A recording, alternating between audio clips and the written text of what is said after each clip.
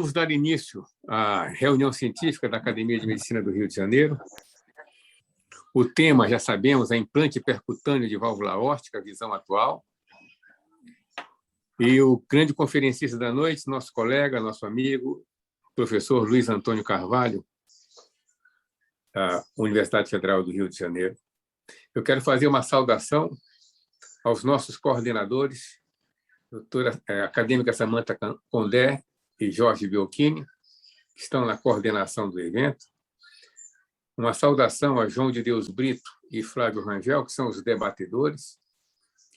E foi sob inspiração de João de Deus Brito que nós tivemos o convite aceito pelo nosso direto conferencista desta noite, Luiz Antônio Carvalho.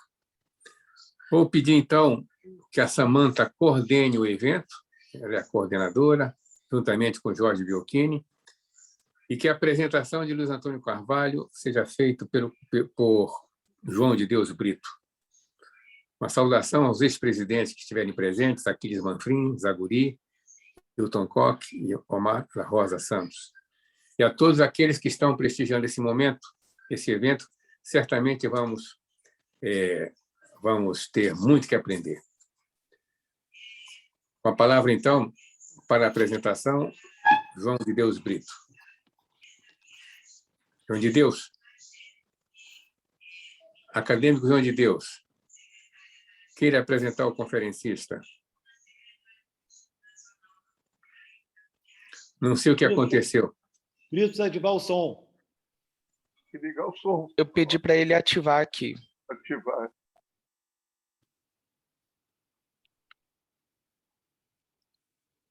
Hilton, boa noite, Hilton. Pronto, agora foi. Agora sim, Brito, agora pode falar. Boa noite, Euderson. Queria dar uma boa noite especial também ao Luiz Antônio, que me operou. Oi, Então, hoje Hilton. eu vou saber como é que é a cirurgia aqui. Obrigado. Tudo bem com você, Hilton? Tudo bom. Felizmente, também nas suas mãos foi um sucesso. Que bom te ver, que bom te ver. Foi 3 dias de alta, em alta. Esse é o homem que vai falar hoje. Muito obrigado, Luiz Antônio. Sucesso aí. João de Deus Brito, quer fazer a apresentação, então? Bom, o doutor Luiz Antônio de Carvalho eu conheci quando ele chegou, ele era capitão do Exército, médico, e decidiu, naquela chama de talento, decidiu lá ele trabalhar com Rafael, e aí eles começaram uma luta de desenvolvimento do laboratório de hemodinâmica, trabalhando de 7 às 7. E aí resultou o pique e a capacidade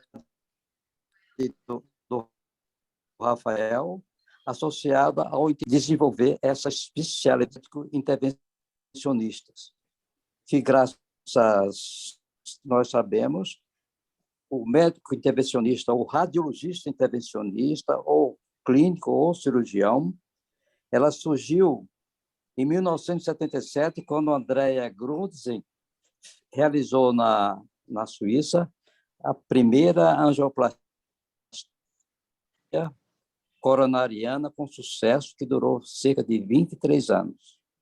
E aí começou esse desenvolvimento do laboratório de hemodinâmica na nossa amada Hospital de Clementino Fraga, de modo que eu me sinto honrado e orgulhoso por ter convidado o meu amigo Luiz Antônio de Carvalho para essa palestra tão importante, de que ele é no Brasil, provavelmente um dos melhores cardiologistas intervencionistas. E pedimos a Deus que os americanos não levem essas pessoas importantes como é o Luiz Antônio de Carvalho e outros, como o Saad, e outros que trabalham no Brasil e que fazem essa especialidade de médico intervencionista, que começou exatamente com os radiologistas, que se transformaram em intervencionistas. O André Grutz, quando ele fez a primeira angioplastia, ele aprendeu com o Dotter, lá na Alemanha, que ele viu realizando uma angioplastia da artéria do cor. Eles são as pessoas importantes que têm desenvolvido essa grande especialidade. Uma boa noite a todos, sejam bem-vindos. Muito obrigado, senhor presidente. Muito obrigado. Agora eu vou voltar a palavra para a acadêmica Samantha Condé para que possa efetivamente iniciar esta sessão. Acadêmica Samantha.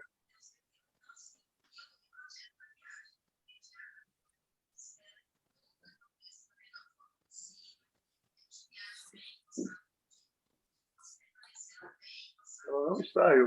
Chegou. Ela não está? Não, chegou. Chegou.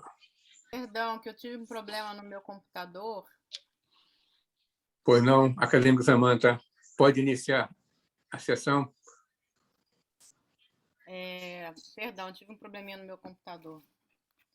Gostaria, então, de convidar a participação para compor a mesa os nossos presidentes, Aquiles, nossos presidentes Zaguri, Hilton Koch. Gostaria também de convidar o nosso palestrante, nosso querido convidado, coordenador no Hospital Procardíaco, Luiz Antônio. Uma pessoa, nós estamos muito felizes com a participação dele na nossa Academia de Medicina do Rio de Janeiro. É uma honra ter a oportunidade de tê-lo aqui conosco. E como coordenador do nosso acadêmico João de Deus e nosso acadêmico Fernando Rangel.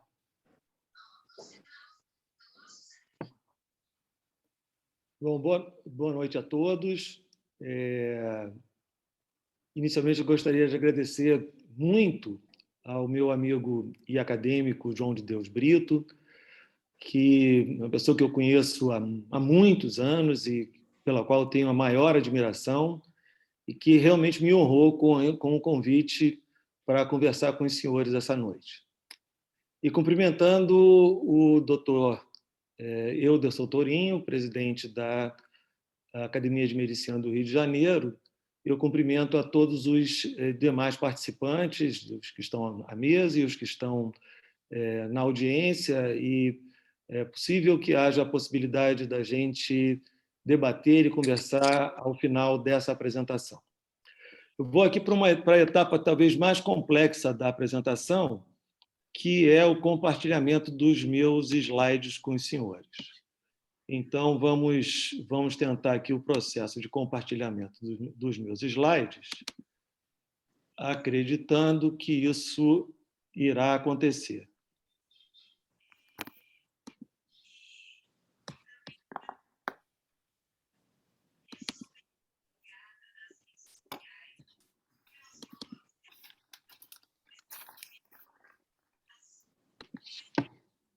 Bom, aconteceu, Samantha? Sim. Aconteceu, perfeito. Está perfeito. Perfeito. Não, porque essa é a etapa mais tensa para mim de uma apresentação via web, porque às vezes essas coisas não funcionam, né? Mas, na verdade, o tema e o convite me toca bastante, porque o implante percutâneo de válvula aórtica, que, na verdade, é o tratamento por catéter da estenose aórtica, é um tema que tem ocupado o centro das minhas atenções nos últimos 13 anos. E eu não tenho dúvidas que o tratamento percutâneo da estenose aórtica talvez seja o avanço mais significativo da cardiologia no século XXI. Dentro de todas as técnicas novas que surgiram nesse século, eu não tenho dúvida que o implante percutâneo de válvula aórtica ocupa o centro desses avanços e que, na verdade, como a gente vai poder discutir nessa próxima meia hora, a gente vai ver como o impacto que isso traz hoje para a população. Quando nós consideramos a estenose aórtica, alguns aspectos a gente precisa relembrar rapidamente com os senhores. Do ponto de vista da sua etiologia, a estenose aórtica tem 3 causas principais. A doença degenerativa, ou a degeneração fibrocálcica da válvula, que é a estenose aórtica do paciente idoso, a válvula aórtica bicúspide, que, na verdade, a válvula se torna estenótica também por um processo de degeneração calcífica, mas que ocorre um pouco mais precocemente do que a simples degeneração fibrocálcica da válvula. E a doença reumática, que já foi tremendamente prevalente no nosso meio, mas que a gente hoje praticamente não encontra pacientes com estenose aórtica de origem reumática. Isso tem algumas implicações interessantes. Reparem, quando a gente considera a prevalência atual da estenose aórtica, que é uma doença altamente prevalente. Acima de 75 anos, mais ou menos 4,5% das pessoas têm estenose aórtica significativa. Ou seja, é uma doença hoje muito prevalente e se tornará ainda mais prevalente na medida em que a expectativa de vida da população no Brasil e no mundo vem claramente aumentando. Do ponto de vista da epidemiologia da estenose aórtica e da sua história natural, a estenose aórtica é uma doença muito conhecida. Todos nós sabemos, a partir dessa figura publicada por Brown e Rossi, em 1968 ainda, que a estenose aórtica cursa com um período latente assintomático grande, que durante esse período nós não temos nenhum impacto na sobrevida dos pacientes, mas que, entretanto, a partir do início dos sintomas, é uma doença de prognóstico muito reservado, com os 3 principais sintomas determinando o prognóstico desse doente: angina, síncope e insuficiência cardíaca.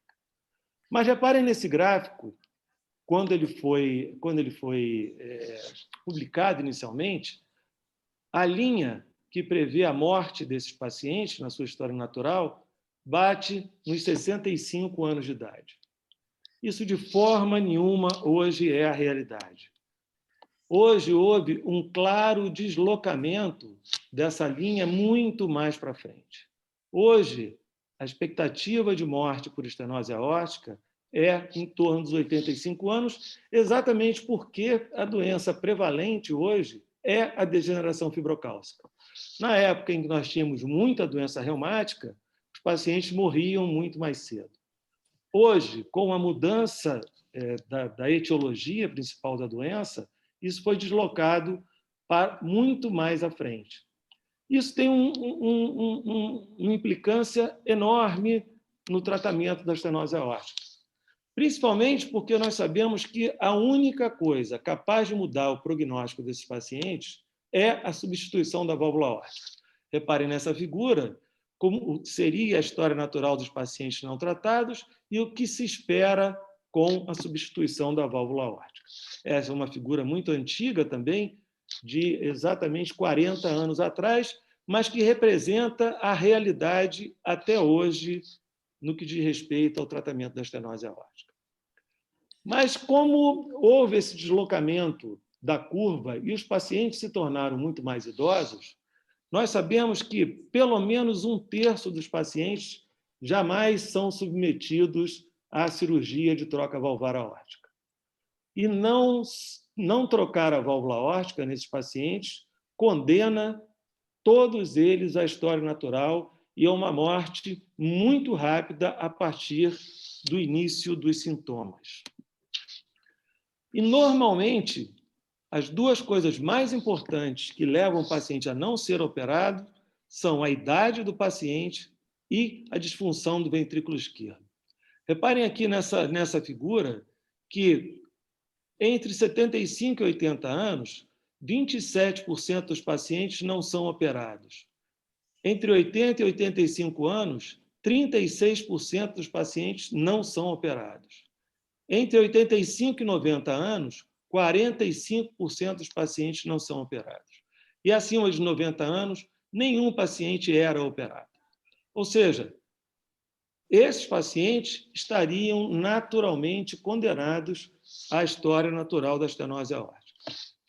E um outro aspecto interessante, que tudo que a gente sabia de estenose aórtica e sabia do seu tratamento, adivinha do tratamento cirúrgico ou da experiência cirúrgica com a estenose aórtica. Então, essa era a população tratada de estenose aórtica quando o tratamento se limitava à cirurgia cardíaca de troca valvar aórtica. A partir do advento do tratamento percutâneo, reparem que aqui os pacientes se concentram basicamente entre 70 e 75 anos. A partir do tratamento percutâneo, nós incluímos uma população muito maior no tratamento da estenose aórtica. E hoje a gente concentra boa parte do tratamento entre os 80 e os 90 anos de idade. Mas ainda mais impactante do que isso é a gente saber que toda essa população portadora de estenose aórtica ainda não tem nem diagnóstico, nem tratamento. E isso aqui é uma figura americana de 2015. Se nós imaginarmos e projetarmos isso para a nossa realidade, talvez a população não tratada de estenose aórtica seja proporcionalmente ainda bastante maior do que isso. E no Brasil isso é muito importante, porque nossa população vem envelhecendo rapidamente. E embora a gente tenha ainda um grande bônus demográfico, ou seja, uma concentração muito grande de jovens no nosso país, a população idosa cresce rapidamente. E entre 2030 e 2040, em algum momento, 1/4 da população brasileira já terá mais de 60 anos. Então, o tratamento dessas pessoas requer uma adaptação das técnicas cirúrgicas para procedimentos claramente menos invasivos. Quando nós olhamos os resultados cirúrgicos no nosso meio, considerando a cirurgia de troca valvar aórtica em pacientes acima de 75 anos, basicamente a única publicação que até hoje eu encontrei é uma publicação de 2010 dos Arquivos Brasileiros de Cardiologia, do grupo do professor Renato Calil, de Porto Alegre, que, na verdade, observou 230 pacientes consecutivos e que mostrou um dado extremamente importante, ao mesmo tempo que é bastante preocupante. A mortalidade operatória desses pacientes, ou seja, pacientes que tinham uma média de idade de 79 anos, era de 14%, sendo que era de 9,5% para a troca valvar aórtica isolada e 21% quando se associava um procedimento, geralmente de revascularização do miocárdio. Ou seja, a mortalidade real no nosso meio da cirurgia de troca valvar aórtica em pacientes que podiam ser operados é uma mortalidade bastante expressiva, que eu creio tenha melhorado nos últimos anos. Entretanto, não encontrei até hoje nenhum registro dessa mortalidade nos últimos anos. Considerando esses aspectos, essa população não tratada, e laboratórios de hemodinâmica são pródigos nisso, toda vez que a gente tem uma demanda não atendida, tende a surgir uma solução mágica num laboratório de hemodinâmica. Em 2002, o professor Alain Cribier, uma figura humana extraordinária, que a gente teve a oportunidade de trabalhar com ele nessa experiência que o meu amigo Brito ressaltou, junto com o meu antigo professor e sócio e saudoso Rafael Pichitek, que nos deixou já há bastante tempo, e a gente teve a oportunidade de trabalhar junto com o professor Cribier no Hospital do Fundão, quando ele desenvolveu um valvulótomo metálico para o tratamento percutâneo da estenose mitral. Então, o professor Alain Cribier é uma pessoa muito próxima a nós, e nós tivemos a oportunidade de levá-lo também no Procardíaco, nessa época, para demonstrar o seu valvulótomo metálico, e ele foi uma pessoa de uma gentileza enorme com nós todos. Mas o professor Cribier, em 2002, em abril de 2002, esse ano completamos 20 anos desse procedimento, diante de um paciente em choque cardiogênico, um paciente com um tumor avançado, uma neoplasia avançada e uma estenose aórtica crítica, propôs implantar uma válvula aórtica por catéter. E essa é a expressão do paciente após o procedimento, considerando que ele entrou no procedimento em choque cardiogênico. E o que o professor Cribier imaginou foi, com um stent semelhante a um stent coronário, um stent metálico, aqui suturado dentro desse stent 3 folhetos de pericárdio equino, que ele poderia pegar essa estrutura, crimpar ou apertar essa estrutura sobre um catéter balão, conduzir esse catéter balão até o plano valvular aórtico e abrir esse stent, sustentando a válvula aórtica estenótica verdadeiramente esmagada entre o stent e a parede da aorta e deixando por dentro uma válvula aórtica nova funcionando. Esse procedimento inaugura a era do tratamento percutâneo com implante de catéter da estenose aórtica, uma vez que a tentativa inicial de tratar a estenose aórtica apenas com uma dilatação por balão foi bastante infeliz, porque, embora a gente conseguisse alguns resultados positivos no procedimento, praticamente todos os pacientes tinham a estenose aórtica de volta em 6 meses, ou seja, era um procedimento que, de forma alguma, interferia na história natural da doença. E esse aqui seria o caminho de um catéter com uma válvula aórtica montada sobre ele, um balão insuflado sobre o plano valvular aórtico e a válvula, nesse particular expansível por balão, deixada no plano valvar, comprimindo aqui os folhetos da válvula aórtica. Essa, obviamente, é uma figura esquemática, mas essa é a figura, e seguramente é uma figura que o doutor Eudecel fica muito feliz de ver, que é uma figura radiológica, com uma angiografia da aorta, aqui demonstrando exatamente isso, em que nós temos uma válvula crimpada sobre um balão, colocada no plano valvar aórtico, o balão insuflado e uma válvula deixada no local da válvula aórtica estenótica, agora funcionando normalmente, substituindo funcionalmente a válvula aórtica, sem a necessidade de uma cirurgia convencional, ou seja, sem a necessidade da toracotomia e sem a necessidade da circulação extracorpórea. Mas, na verdade, quem primeiro idealizou esse modelo, ou seja, pegar uma estrutura metálica qualquer, que nós poderíamos já chamar de um stent, e suturar folhetos do pericárdio aqui de porco, foi esse dinamarquês, o Dr. Andersen, que em 1989 já publicava isso. Ele só não tinha tido a ideia de crimpar isso sobre um balão e liberar isso no plano valvular aórtico. Esse é o grande mérito do Dr. Cribier, foi ter encontrado na literatura essa figura e ter transformado boa parte da cardiologia a partir da visualização dessa figura, como talvez só os gênios realmente consigam.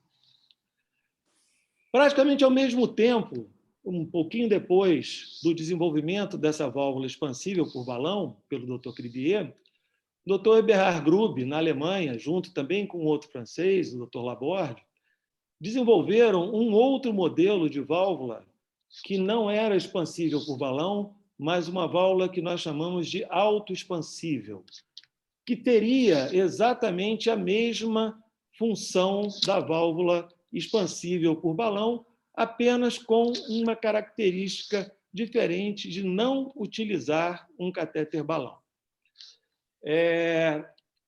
Essa válvula foi, na verdade, a primeira válvula a chegar no Brasil, e essa é a válvula do primeiro procedimento feito no Hospital Procardíaco, que eu tive a oportunidade de realizar em julho de 2009.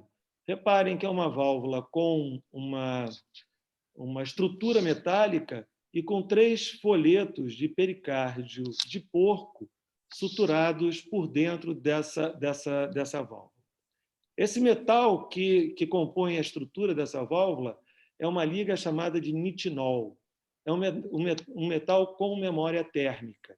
Então, essa é a figura aberta da válvula, mas esse metal, em contato com uma solução gelada, que é um soro gelado, ele se torna maleável e, através de um sistema de funis, é possível colocar essa válvula dentro de uma bainha. E essa bainha pode ser conduzida até o plano valvar aórtico, e quando ela é retraída, essa bainha, essa figura toda do catéter, põe em contato a válvula com a temperatura do sangue. E na temperatura do sangue, essa válvula expande e comprime a válvula aórtica. É um metal de uma tremenda força radial, e isso comprime a válvula aórtica como um stent inicialmente de aço desenvolvido pelo Dr. Cribier. A diferença é que, reparem, a liberação é uma liberação progressiva ao longo do plano valvar aórtico e uma liberação muito mais controlada e com muito menor chance de danificar esse aparato valvar aórtico. Muito rapidamente surgiram as primeiras evidências na literatura. Isso é muito interessante acompanhar o que vem acontecendo e a progressão da utilização dessa técnica. Em 2011, surge o primeiro estudo randomizado, um estudo chamado Partner, na sua coorte B, que comparou os pacientes ditos inoperáveis com estenose aórtica, em que não se fez absolutamente nada, ou seja, se deixou em tratamento clínico. Na verdade, muitos foram submetidos até a valvuloplastia aórtica, mas como tive a oportunidade de falar ainda há pouco, isso não muda a história natural da doença. E há um grupo de pacientes que foi tratado com um implante valvar percutâneo com uma válvula expansível por balão e uma válvula de primeiríssima geração ainda, ou seja, muito longe do que nós estamos hoje no desenvolvimento desse procedimento. Reparem que, em um ano, a mortalidade desses pacientes foi reduzida de 50% para 30%. Isso teve um impacto absolutamente gigantesco. Isso refletia um NNT para mortalidade de 5. A redução absoluta da mortalidade foi de 46%. São pouquíssimos os procedimentos em medicina que têm um impacto dessa ordem em mortalidade, principalmente considerando o início da experiência dos operadores e dispositivos ainda de primeiríssima geração. Pouco tempo depois, é publicada a coorte A desse estudo, em que se comparou pacientes de alto risco cirúrgico, mas que ainda podiam ser operados, com os pacientes que foram submetidos ao tratamento percutâneo. Reparem que, no longo prazo, não houve nenhuma diferença na mortalidade entre pacientes submetidos ao tratamento percutâneo, ainda no seu embrião, e pacientes tratados pela técnica cirúrgica convencional. Mas, quando a gente olha esse gráfico, a gente repara que, nos primeiros 6 meses, o tratamento por catéter parecia ser muito melhor do que o tratamento cirúrgico. Mas esse resultado se perdeu em menos de um ano. E o que nós aprendemos aqui foi que, com esses modelos iniciais de válvula, nós deixávamos uma regurgitação na válvula aórtica muito maior do que os corações desses pacientes podiam suportar. Então, embora isso tivesse um impacto inicial na mortalidade, a regurgitação aórtica que nós deixávamos fazia com que esse resultado empatasse com a cirurgia. Reparem que nem assim a cirurgia, nesse grupo de pacientes de alto risco, conseguia ganhar. Isso levou a um desenvolvimento muito rápido da técnica das próprias válvulas, no sentido de se controlar esse efeito da regurgitação aórtica. E uma série de estudos ao longo do tempo, desde o primeiro recrutamento do partner, que começou em 2007, com a publicação do estudo em 2011, até os estudos atualmente com pacientes de baixo risco.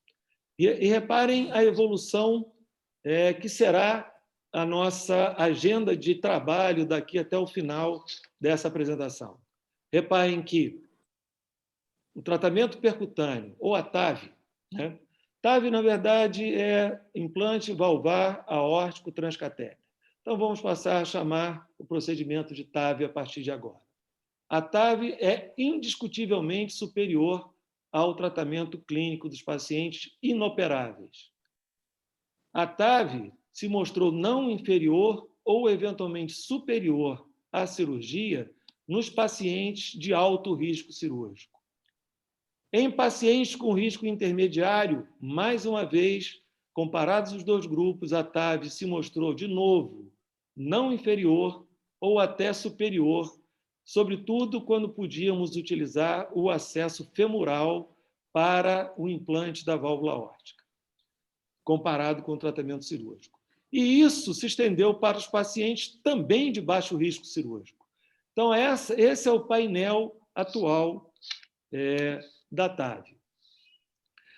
Essa jornada que começa, para mim, em 2009, eu embarquei nesse trem exatamente em 2009, considerando o tratamento apenas de pacientes de alto risco. Mas, quando eu entrei em 2009, eu não participei do desenvolvimento inicial dos dispositivos e da técnica, que, confesso aos senhores, que foi bastante duro, uma vez que tive a oportunidade também de trabalhar durante bastante tempo com o Dr. Eberhard Grube, que desenvolveu aquele modelo da válvula implantável por um sistema autoexpansível, e ele me contou coisas bastante cruéis. Então, o início dessa jornada, pré-2009, foi de um grande ceticismo. Isso porque a incidência de AVCs era alta, a incidência de dano à aorta com ruptura do anel aórtico era muito expressiva, havia oclusão frequente das artérias coronárias, lesão da válvula mitral, possibilidade de embolização dessa válvula implantada. Como eu acabei de acentuar, a regurgitação paravalvar era muito expressiva e a durabilidade não parecia ser grande. Esse comentário é um comentário de um jornal alemão, na época, sobre o trabalho do Dr. Grube, que era um projeto louco e sem nenhum sentido, e que representava um risco, que ele, obviamente, iria falhar, e era um experimento humano inaceitável e absolutamente antiético. Imaginem isso dito para um alemão, né? Com toda a carga histórica de um alemão naquele momento. Então, isso era o início do procedimento de válvula aórtica. Na verdade, o que ninguém podia prever naquele momento era o quanto essa tecnologia ia evoluir e a velocidade com que isso ia acontecer. Como o procedimento rapidamente ia ser refinado e simplificado. E a verdadeira avalanche de informações de trabalhos publicados a respeito dessa técnica. E, fundamentalmente, a adoção de times que trabalhassem juntos com doenças valvulares e o conceito de melhores práticas. Isso foi fundamental no desenvolvimento da TAV. E, rapidamente, houve uma redução dramática nas complicações e os resultados clínicos passaram a ser muito bons. Isso é muito interessante, que foi em pouquíssimo tempo. Então, o sucesso inicial claramente se deve às melhores práticas. A partir de 2011, eu passei a atuar como proctor desse procedimento no Brasil e na América Latina. Isso me pôs em todas essas reuniões de melhores práticas que nós fazíamos a cada 6 meses com todos os proctors do mundo. E nessas reuniões, todos definiam, era uma ciência começando, né? Todos nós definíamos as dificuldades e o que nós precisaríamos, inclusive, para poder transmitir essa técnica adequadamente para quem estava começando. Então, rapidamente se padronizou a técnica, rapidamente se padronizou a seleção de pacientes, que passou a ser bastante consistente. Rapidamente nós avançamos para o uso de imagens tridimensionais para a seleção adequada dos pacientes e para o dimensionamento do anel valvar aórtico, o que reduziu dramaticamente a incidência de regurgitação aórtica expressiva por esse procedimento. Então, isso tudo aconteceu muito rápido e de uma forma muito organizada e extremamente bem conduzida por todos os operadores no mundo. Hoje nós temos, essa é a prótese, é o modelo atual da prótese desenvolvida pelo Dr. Cribier, e hoje de um refinamento absoluto, de uma estrutura metálica muito bem construída. Reparem que com uma diferença nesses polígonos, mostrando exatamente a preocupação com a força radial em alguns pontos e os pontos em que ela deve ter uma força radial menor. O desenvolvimento dessa saia externa de vedação, que praticamente aboliu a regurgitação aórtica final nesses pacientes. Ou seja, hoje nós temos uma válvula extremamente refinada. E considerando os modelos atuais, tanto dessa válvula, que era chamada de core valve, hoje o modelo atual da válvula expansível por balão, por autoexpansível, que é a válvula que eu mais utilizo até hoje. Essa válvula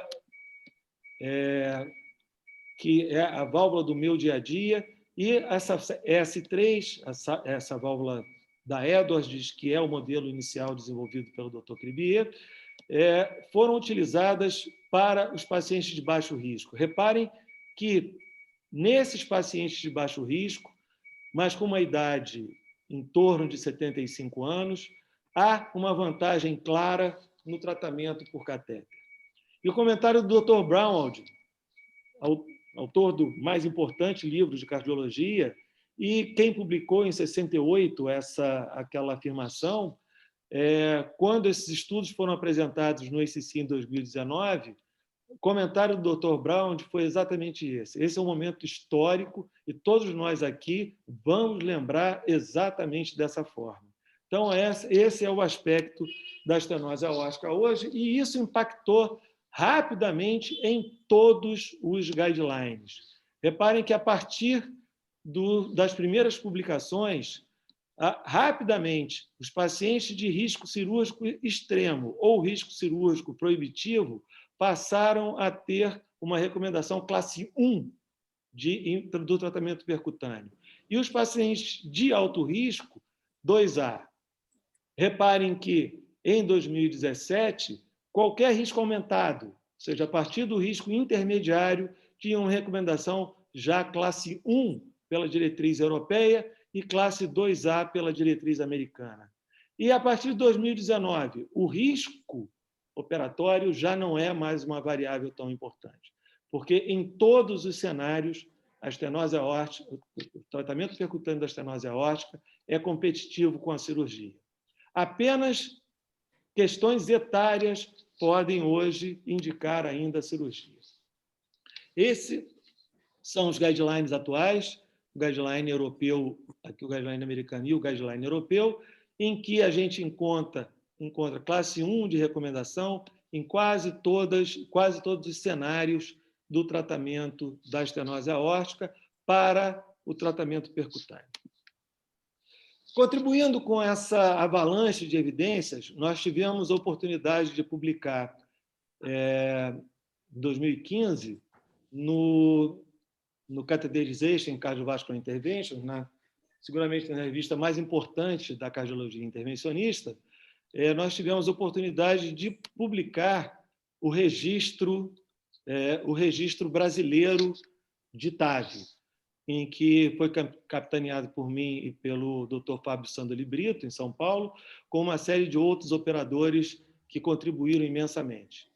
Reparem a rápida evolução do número de casos no nosso meio, embora o número de centros que estivessem contribuindo ainda na época para esse registro não crescessem tão rapidamente. Nesse momento, o Hospital Albert Einstein, em São Paulo, e o Hospital Procardíaco, no Rio de Janeiro, já eram os maiores contribuintes para esse registro, que já, nesse momento, compreendia 819 pacientes. Apenas ressaltando, reparem a idade média dos pacientes tratados no Brasil, que era de 82 anos, e o STS score desses pacientes em torno de 10, caracterizando realmente esses pacientes como pacientes de altíssimo risco cirúrgico. Reparem que no início dessa experiência, a mortalidade no Brasil em 30 dias desse procedimento estava longe de ser desprezível. Uma mortalidade em 30 dias de 9,1%. E uma mortalidade ao final de um ano de 21%. Mais recentemente, nós tivemos a oportunidade de publicar também o início da nossa experiência no Hospital Procardíaco, que nós apresentamos no Arquivos Brasileiros de Cardiologia, uma série de 136 pacientes, que até hoje continua sendo a maior série publicada no Brasil proveniente de uma única instituição. Isso aqui representa o início da nossa experiência, mas é de extrema importância para que a gente possa contextualizar onde nós estamos hoje. Nesse momento, a mortalidade em 30 dias no Hospital Procardíaco era de 5,6%, e que era mais ou menos a metade da mortalidade espalhada pelo Brasil afora, né? Obviamente, porque isso compreendia todos os centros que estavam realmente começando a sua experiência, com uma mortalidade ao final de um ano de 18%. Atualmente, passando rapidamente em revista com vocês a minha experiência, ou mais ou menos metade da minha experiência atual, uma experiência que eu tenho bem controlada no Hospital Procardíaco, no Hospital Samaritano e no Hospital Unimed Rio, que compreende, desde, obviamente, 2009, 506 procedimentos que nós tivemos oportunidade de realizar nesses 3 hospitais. Mais uma vez, isso aqui hoje é mais ou menos a metade da nossa experiência global. Na nossa série, isso aqui tem muito a ver com a zona sul do Rio de Janeiro, que os pacientes são particularmente idosos. A média de idade dos nossos pacientes é de 83 anos, mais ou menos metade do sexo masculino. Reparem que pacientes muito sintomáticos, 87% dos pacientes em classe funcional 3 e 4, todos com estenose aórtica grave. Reparem que um STS score semelhante ao do Brasil todo, um STS de 11, caracterizando ainda esse grupo de pacientes como um grupo de pacientes com alto risco cirúrgico. E aqui algumas patologias associadas. O mais importante é que 16% desses pacientes tinham uma disfunção importante do ventrículo esquerdo. Algumas coisas associadas: uma hipertensão pulmonar presente em 23% dos pacientes, 17% dos pacientes com DPOC e metade dos pacientes com clearance de creatinina abaixo de 60. Um pouco mais da metade com doença coronária significativa e outras patologias valvares associadas. A mais importante, a mais comum, é a presença de algum grau de insuficiência mitral associado, que esteve presente em 10% dessa nossa série. 11% dos pacientes estavam em fibrilação atrial. Como é a nossa rotina, nós realizamos esses procedimentos sob anestesia geral. Isso é uma controvérsia hoje grande. Muita gente faz o procedimento hoje sob sedação consciente.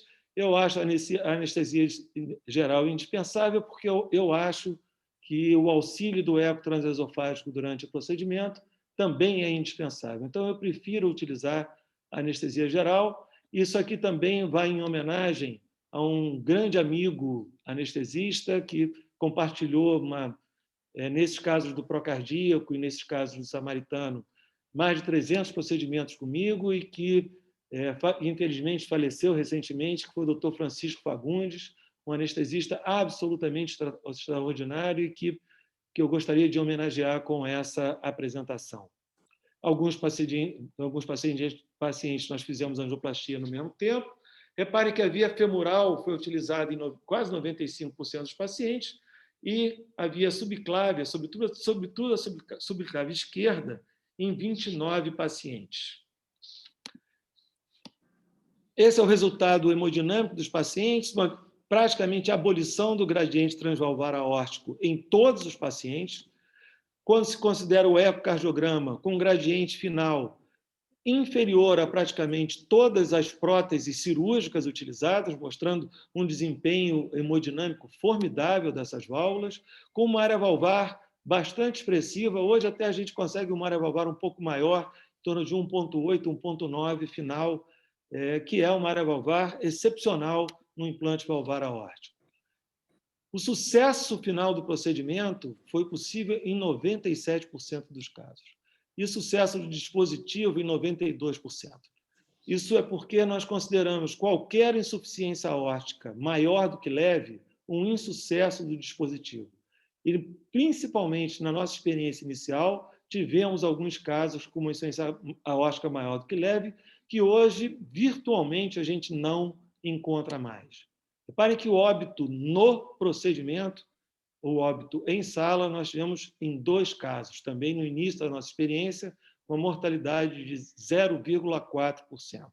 E complicações vasculares em 3,2%, e a incidência de AVC, que era uma grande preocupação no início, extremamente pequena, de apenas 0,6%. A complicação mais frequente que nós tivemos foi a necessidade de um implante do marcapasso definitivo, que é mais frequente realmente com esse modelo de prótese autoexpansível que foi utilizada em todos os casos dessa série. E aqui nós tivemos necessidade em 18% dos casos do implante do marcapasso definitivo. A mortalidade global hoje, em 30 dias, considerando desde o caso número 1, é de 2,5%. Mortalidade hoje bastante aceitável para um grupo de altíssimo risco cirúrgico, como vocês viram, um STS de 11. Então, isso é o painel das complicações, complicações que são todas muito infrequentes, e daí o sucesso dessa técnica. Então, a tese atual, e que nós podemos ou não aceitar, é que a TAV é o procedimento de escolha em todo paciente com estenose aórtica severa, independente do risco e da idade. Essa é uma tese. Vamos ver se isso se confirma. Quando nós olhamos os estudos de pacientes de baixo risco, e aqui é onde se concentra hoje a discussão entre o tratamento cirúrgico e o tratamento percutâneo, uma vez que em pacientes de risco intermediário ou de alto risco, não temos mais a menor dúvida que o tratamento percutâneo é o tratamento de escolha. Mas em pacientes de baixo risco cirúrgico, quem foi incluído realmente nesses estudos? Então, são os pacientes com estenose aórtica de alto gradiente, pacientes, obviamente, de baixo risco, em que todos podiam utilizar o acesso transfemoral com uma média de idade em torno de 73 anos. Reparem que 40% dos pacientes, nesses pacientes de baixo risco, tinham mais de 75 anos. E se nós considerarmos pacientes com mais de 70 anos, 76% tinham mais de 70 anos. E quem estava fora? Todos os pacientes com estenose aórtica de baixo gradiente. Todos os pacientes com válvula aórtica bicúspide, que é um desafio bastante grande para o implante valvar percutâneo. Todos os pacientes assintomáticos ou com estenose aórtica moderada. Todos os pacientes com doença multivalvular e pacientes com insuficiência aórtica pura. Todos os pacientes com doença coronária grave. Então, todos esses pacientes foram excluídos dessas séries de baixo risco. Então, será que nós temos o direito, já de trazer esses pacientes e para dentro do guarda-chuva do tratamento percutâneo, eu acho que ainda não. Hoje, a publicação talvez mais interessante a respeito disso, e que mostra como mudou o foco em 20 anos, ou seja, do primeiro procedimento para uma publicação recente do European Heart Journal desse ano, o título da publicação é Quais pacientes com estenose aórtica devem ser encaminhados para a cirurgia e não para o tratamento transcatéter? Essa pergunta era exatamente ao contrário uma década atrás. Ou seja, a exceção do tratamento era o tratamento por catéter. Hoje, nós olhamos para o tratamento cirúrgico como a exceção do tratamento. Entretanto, nós temos aqui um grupo de pacientes que a cirurgia parece ser melhor. Pacientes muito jovens, pacientes com menos de 65 anos, e que tenham baixo risco cirúrgico, que não tenham um grau importante de fragilidade, em que a morfologia da válvula seja desfavorável ao tratamento percutâneo, em que o acesso femoral por doença vascular periférica, por exemplo, não seja possível, pacientes com doenças valvares importantes, sobretudo os pacientes com doença primária da válvula mitral, como insuficiência mitral primária, ou por ruptura de cordoalho, ou por prolapso da válvula mitral, pacientes com doença trivascular ou doença ou lesão de tronco que não sejam candidatos à angioplastia. Todas essas são questões que hoje ainda trazem esse paciente para o ambiente cirúrgico. Então, ainda não é uma panaceia, ainda não é um tratamento que nós devamos oferecer para todos os pacientes, enquanto nós não resolvermos algumas questões. As questões relacionadas à válvula bicúspide, a questão relacionada à doença coronária, a questão relacionada à durabilidade e a questão relacionada ao dispositivo a ser utilizado. Em relação ao AVC, em relação a procedimentos valve-in-valve, isso parece também já uma questão pacificada. Não é pacificado o uso da TAV nas válvulas aórticas bicúspides nesse ambiente hostil como essa válvula. Reparem, apenas duas cúspides, com uma RAF calcificada travando essa cúspide e a outra densamente calcificada. Então, o que é que a gente ainda não sabe? Quais são exatamente as características da válvula bicúspide que contraindicam a TAV? Como é que nós realmente podemos medir o anel valvar desses pacientes tricúspide? Os nossos critérios hoje que nós utilizamos para as válvulas tricúspides, para com obtenção da imagem tridimensional na angiotomografia, não são satisfatórios para as válvulas bicúspides. Que válvula é a válvula ideal? A válvula autoexpansível ou a válvula expansível por balão para esses pacientes? Precisamos de trials randomizados para esses doentes?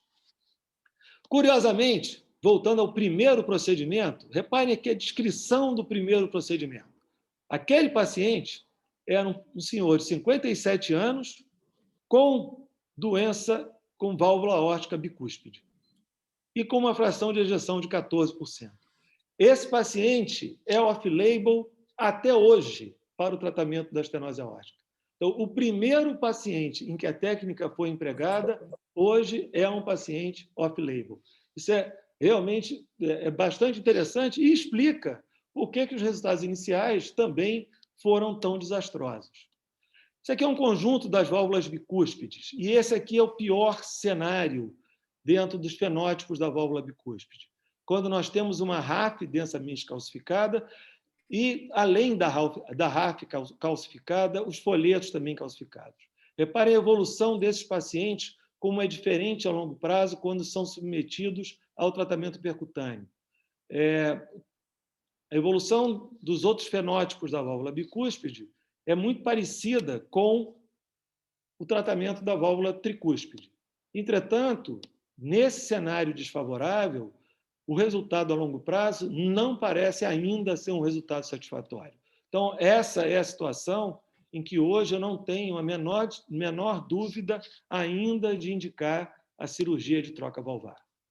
Assim como, quando nós olhamos para a doença coronária associada, os pacientes que ainda têm um risco cirúrgico aceitável e uma anatomia coronária em que o tratamento cirúrgico é superior ao tratamento percutâneo, eu não tenho a menor dúvida que o tratamento cirúrgico ainda é superior ao tratamento percutâneo. No outro extremo, quando esses pacientes podem ser tratados na sua anatomia de forma percutânea e são pacientes mais idosos, eu não tenho a menor dúvida que o tratamento percutâneo é superior hoje ao tratamento cirúrgico. Algumas técnicas hoje nós desenvolvemos para facilitar acessos posteriores às coronárias. Hoje nós aprendemos como, nesses modelos de válvula autoexpansível, como alinhar os folhetos da prótese aos folhetos nativos do paciente para evitar que essa sutura fique exatamente em frente ao ósseo das coronárias, sobretudo ao ósseo da coronária esquerda, dificultando o acesso posterior quando nós precisamos intervir tardiamente nas coronárias. Hoje nós sabemos como fazer isso e, alinhando essas comissuras, o acesso é bastante simples. Considerando, então, o último aspecto, que seria a durabilidade da válvula, hoje parece que, da mesma forma que as válvulas cirúrgicas, nós temos os mesmos fatores contribuindo para a redução da durabilidade da válvula. Pacientes mais jovens, pacientes hipertensos, pacientes com insuficiência renal, pacientes com hiperparatiroidismo, pacientes com próteses pequenas ou com grandes mismatch. Obviamente, com um cuidado hoje de substâncias antimineralizantes nas próteses, isso aqui praticamente não existe mais. E que prótese hoje a gente deve usar? A gente sabe que as próteses interagem com um plano valvular aórtico de forma diferente. Nós temos 3 próteses autoexpansíveis hoje no Brasil, a Evolute, a Pórtico e essa outra prótese chamada de Accurate Nel. E temos 2 próteses expansíveis por balão. A válvula da Edwards, que é uma válvula absolutamente consagrada, e uma válvula indiana chamada de MyValve. Então, considerando que nenhuma das válvulas é capaz de tratar todos os pacientes, nós precisamos individualizar a escolha baseado nos critérios que nós já conhecemos. Mas o fundamental é saber que, hoje, o porteiro que determina a entrada da TAV não é mais o risco cirúrgico, e sim a idade do paciente. No guideline europeu, todos os pacientes acima de 75 anos, a não ser que tenham a TAV contraindicada, devem ser submetidos ao tratamento percutâneo, e no tratamento americano, no guideline americano, eles abrem isso para uma faixa etária entre 65 e 80 anos, que isso deve fazer parte da discussão num heart team. Obviamente, devemos considerar os fatores anatômicos e a possibilidade de usar a via transfemoral. Então, hoje nós vivemos com a mudança de alguns paradigmas. E, com isso, a gente vai concluindo a nossa apresentação. Então, as evoluções favoráveis da TAV são absolutamente consistentes em todo o espectro de risco dos pacientes, sugerindo, obviamente, hoje, que o risco cirúrgico estimado não é mais a forma de escolher entre a TAV e o tratamento cirúrgico convencional. A outra forma, reparem aqui, que os candidatos à TAV eram poucos dentro de um universo cirúrgico, mas dentro de um conceito de heart team, o heart team deve pesar, então, as características que identifiquem a melhor forma de tratamento para cada indivíduo, com, hoje, o tratamento percutâneo sendo o tratamento padrão da estenose aórtica, reservando a cirurgia para as condições em que o tratamento percutâneo ainda não se comprovou absolutamente eficaz.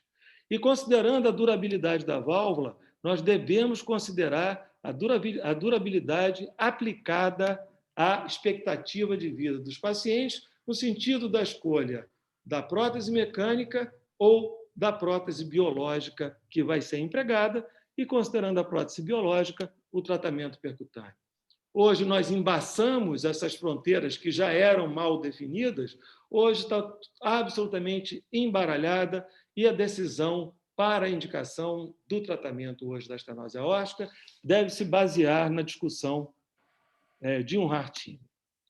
Em conclusão final, eu gostaria de deixar essa mensagem em que o tratamento das doenças valvares atingiu hoje um grau tal de sofisticação e de possibilidades reais de avançar, em que hoje nós realmente precisamos criar centros de excelência de tratamento de doença valvar que considerem um Harting completo, desde o cardiologista clínico, o intervencionista, o cirurgião, o especialista de imagem, um anestesista voltado para a doença cardiovascular e um coordenador clínico de um programa de valvopatias. Vários outros serviços devem ser incorporados e uma série de procedimentos devem ser disponibilizados, assim como esses centros devem congregar um número expressivo de procedimentos anualmente, de forma que a gente possa oferecer efetivamente o melhor tratamento para os nossos pacientes. Muito obrigado pela atenção.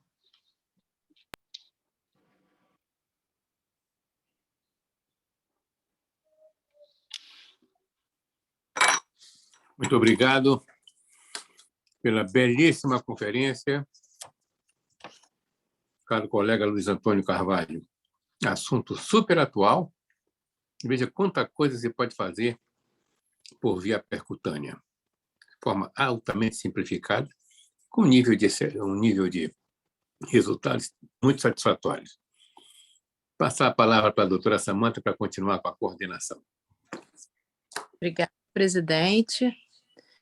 Vamos dar a palavra agora ao nosso acadêmico João de Deus, para ele fazer os comentários, e, posteriormente, o nosso acadêmico Fernando Rangel. Bom, boa noite novamente a todos. E nós, com a palestra do Dr. Luiz Antônio de Carvalho, nós verificamos que não há necessidade de debater este assunto com ele, porque a conferência é absolutamente belíssima e completa. Apenas eu gostaria de lembrar dois fundamentos. Primeiro, que o doutor Antônio Carvalho vai concordar comigo que o Alain Cribier ele fez tudo absolutamente certo, desde 1985, tratando de estenose aórtica com balão, depois com esse procedimento maravilhoso que está até hoje, e que ele tomou o procedimento, só implanta a válvula quem passar pela minha escola. Então, cada hospital que precisasse realizar esse implante, ele tinha que estar presente ou um dos seus seguidores. De modo que eu quero apenas fazer um pequeno comentário, para não alongar mais, é que eu sou revisor da Revista Brasileira de Cirurgia Cardiovascular e encontrei um trabalho da Turquia em que o cardiologista realizava o implante da válvula e ele estudou o que nós chamamos do QT alterado. E ele fez, com o estudo de eletrocardiograma e Doppler, ecocardiograma, ele verificou que os pacientes que tinham estenose aórtica após o procedimento, ele verificou que havia uma diminuição bastante da dispersão QT, de modo que é um trabalho muito interessante. E, finalmente, eu quero perguntar ao Dr. Luiz Antônio de Carvalho qual a experiência dele do procedimento valve-in-valve, que hoje em dia, lá na Cleveland Clinic, tem um estudo com mais de 5.000 pacientes, porque eles estão usando o válvula e válvula para tratar o defeito de uma válvula implantada pelo catéter e para tratar também as insuficiências aórticas produzidas pela atividade, pela operação cirúrgica com implante de válvula aórtica. Obrigado, Brito, pelas palavras. Vou fazer duas observações. Uma sobre esse aspecto do eletrocardiograma. Essa experiência nossa no Procardíaco, ela originou 3 teses de doutorado. Uma dessas teses estudou o padrão inflamatório desses pacientes no pós-operatório. A outra tese estudou a evolução dos pacientes com coronariopatia grave associada. E outra tese avaliou exatamente um aspecto muito interessante, que era o aspecto da denervação que poderia ocorrer no coração a partir da compressão do seu trato de saída. Isso foi uma tese da medicina nuclear, utilizando um radioisótopo MIBG, mostrando que alguns pacientes ficam completamente denervados e outros pacientes não tinham nenhuma denervação. Então, a gente não conseguiu encontrar um padrão, mas sabemos que alguns pacientes têm uma denervação do miocárdio após o implante da válvula. Em relação ao valve-em-valve, é hoje um procedimento bastante padrão. Mas o valve-em-valve depende de algumas coisas. Eu já fiz um número muito grande de procedimentos valve-em-valve. Pessoalmente, tenho uma experiência que já chega perto de 100 pacientes com de tratamento de próteses degeneradas. Depende muito da prótese original desse paciente, tanto do tamanho da prótese quanto do tipo de prótese. Por exemplo, os pacientes com uma prótese Carpentier 23 ou 25, é extremamente simples tratar isso por via percutânea. Pacientes com uma prótese nacional chamada Docmus, é extremamente complexo o tratamento percutâneo para corrigir defeitos dessa prótese, por uma razão simples, ela é inteiramente radiotransparente. Então, a gente fica sem alvo para onde colocar a nova prótese. Então, eu não tenho a menor dúvida que hoje o tratamento de escolha para a grande maioria das degenerações valvares, sejam elas degenerações que levem a estenose ou insuficiência, é o tratamento percutâneo, é o implante, é o tratamento valve-em-valve. Mas para algumas próteses a gente tem que pensar algumas vezes antes de oferecer esse tipo de tratamento.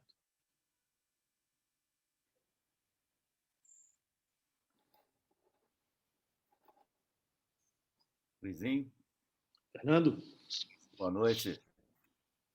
É um grande prazer ouvi-lo aqui na academia, sua magnífica conferência sobre TAV, né? Você é a pessoa que tem mais experiência nesse assunto no nosso meio.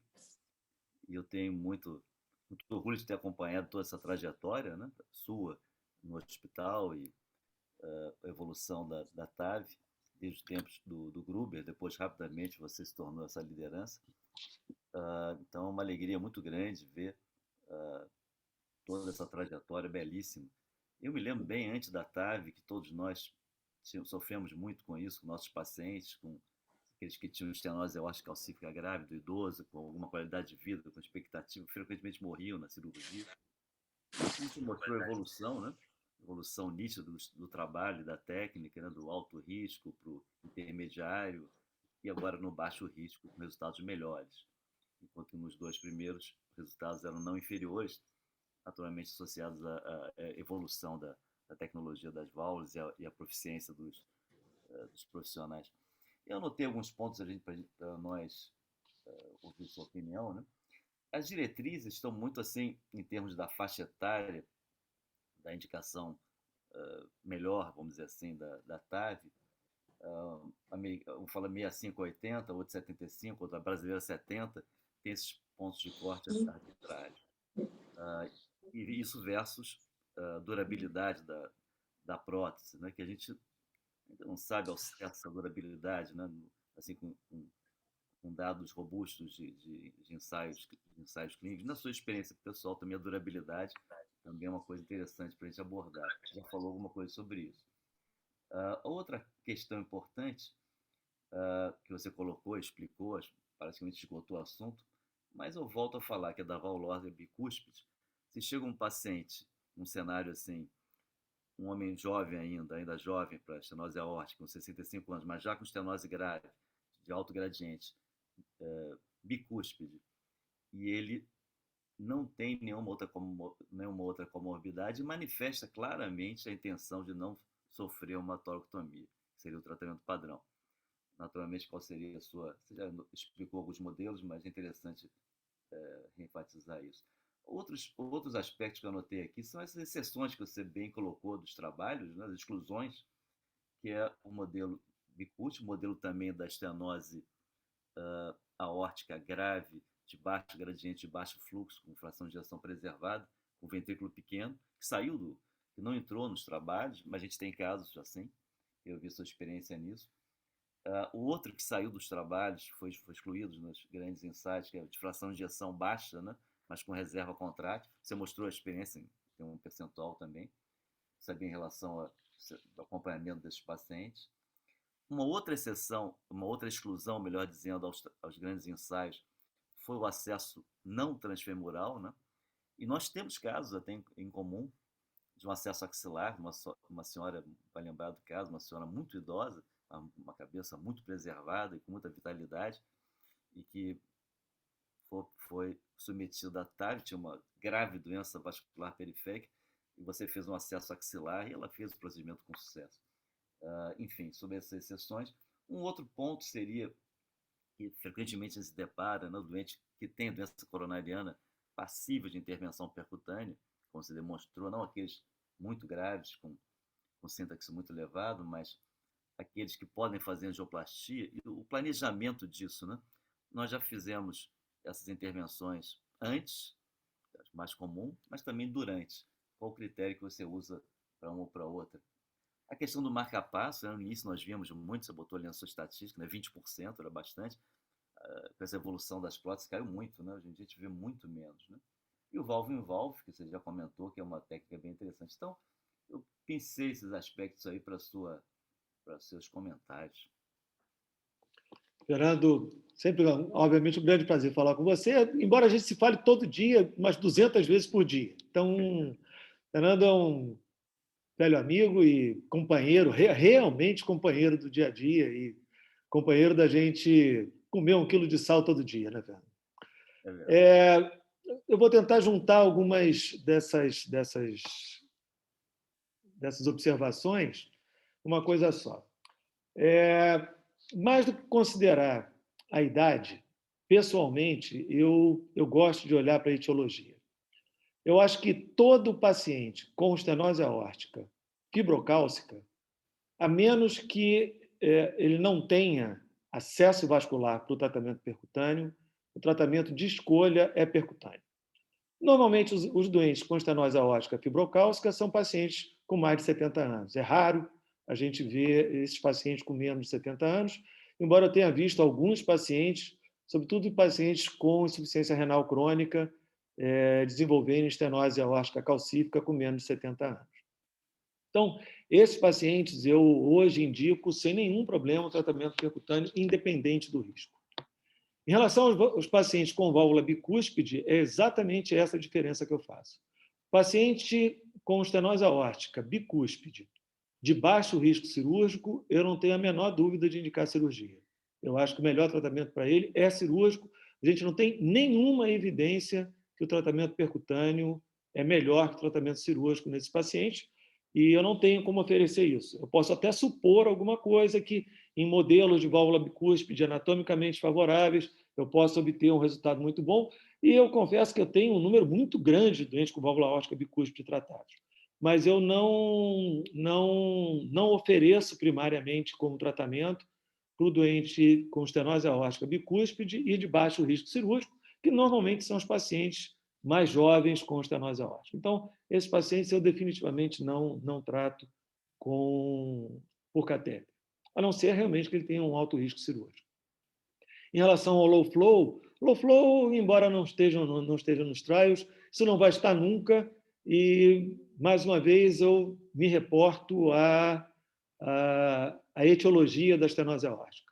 Se foi definido por um grupo de ecocardiografistas, um grupo clínico, que a estenose aórtica do doente é uma estenose aórtica grave, e se ela é de etiologia fibrocálcica, eu não vejo nenhuma dificuldade em indicar o tratamento percutâneo em pacientes com low flow, seja low flow paradoxal, com a função do VA normal, ou low flow que a gente espera com uma redução da função ventricular esquerda.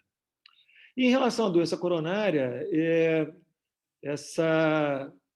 o momento a escolha de intervir ou não intervir, normalmente eu não mexo na coronária quando o paciente tem apenas lesões distais e não tem angina.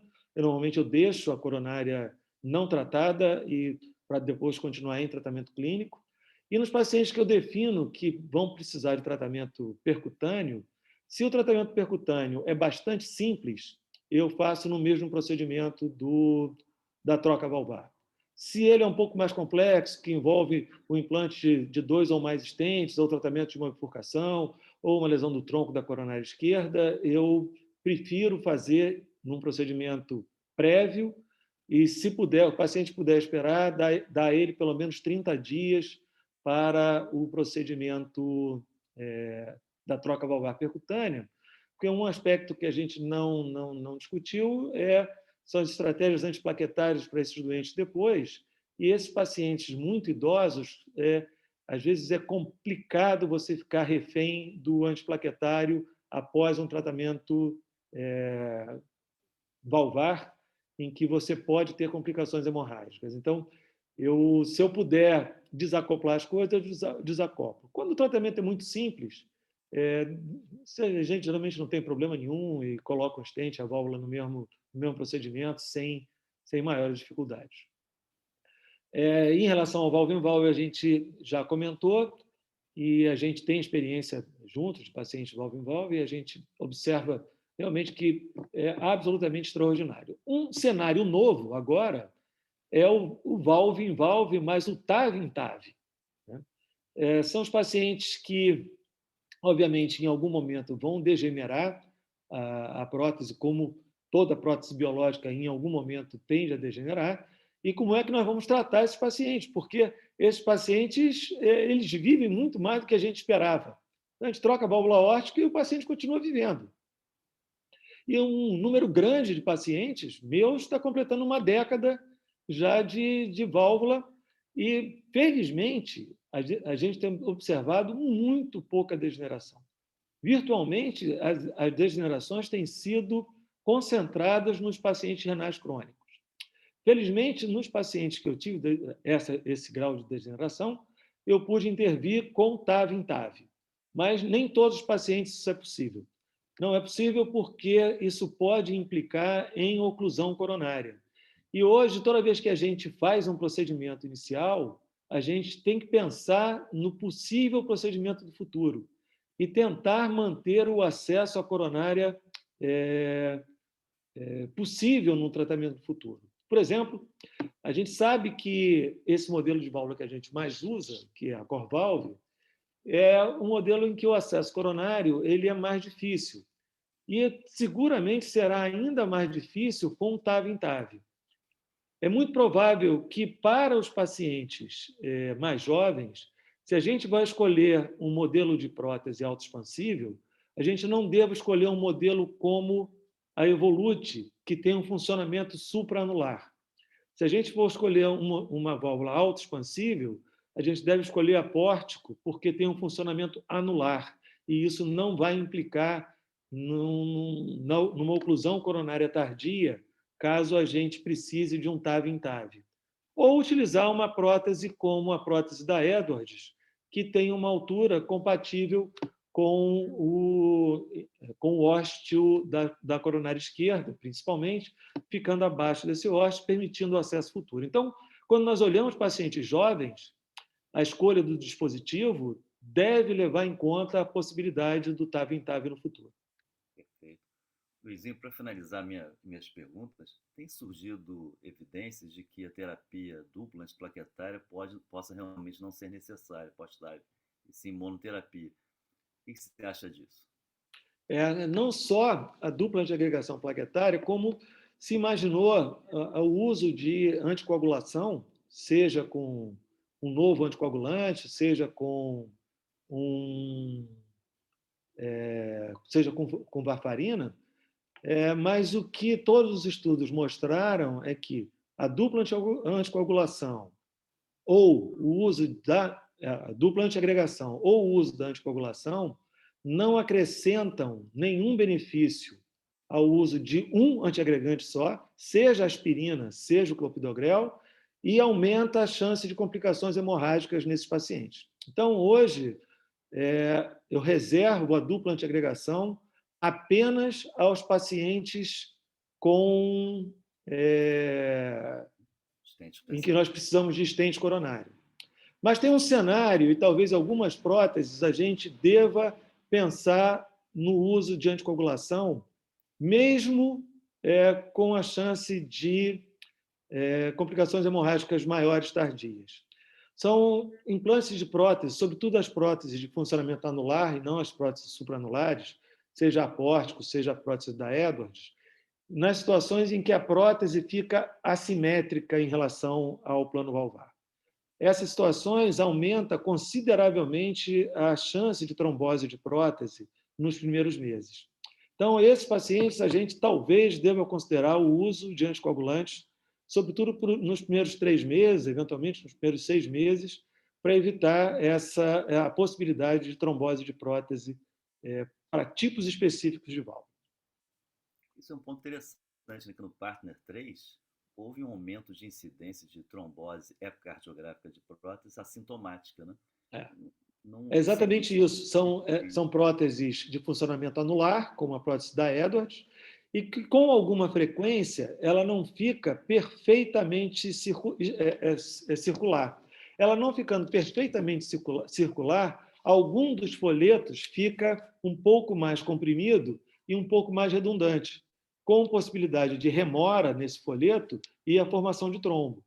Então, o trombo ele pode ser inteiramente assintomático, como pode, eventualmente, elevar o gradiente desses pacientes, e, às vezes, a única marcador que a gente tem é a elevação do gradiente, ou, eventualmente, um conceito novo que a gente chamou de HALT, H-A-L-T, que são imagens hipodensas sobre os folhetos, que são visualizáveis principalmente na angiotomografia, mas que não têm, frequentemente, impacto hemodinâmico e que podem desaparecer no futuro, mas podem levar esse paciente a ter um fenômeno vascular embólico cerebral.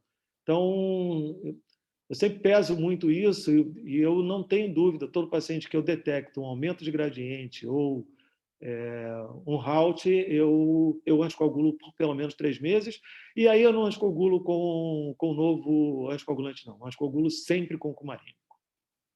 Perfeito. É muito importante essa interação do cardiologista com o intervencionista, né, para que possamos escolher a melhor estratégia pós-trombótica, né, pós-procedimento. Muito bom.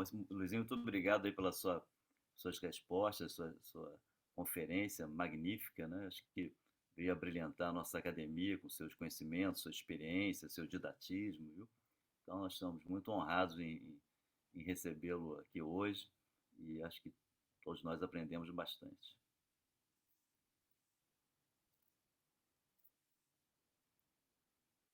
Bom, Fernando, eu que agradeço a oportunidade e foi realmente extraordinário poder estar aqui interagindo com vocês essa noite. Obrigada ao nosso acadêmico, Fernando Rangel, e gostaria de voltar a palavra ao nosso presidente para finalizar, então, a nossa sessão.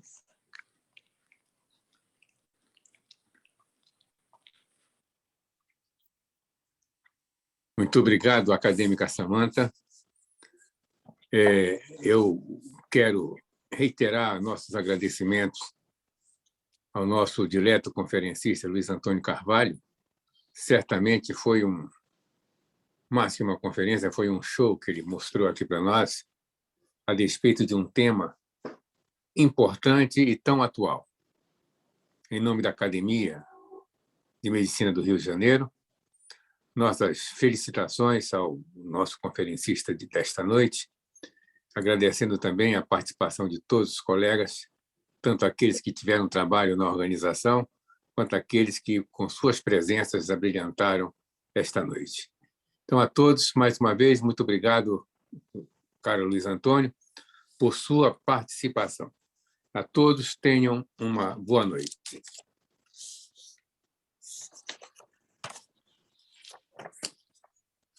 Boa noite.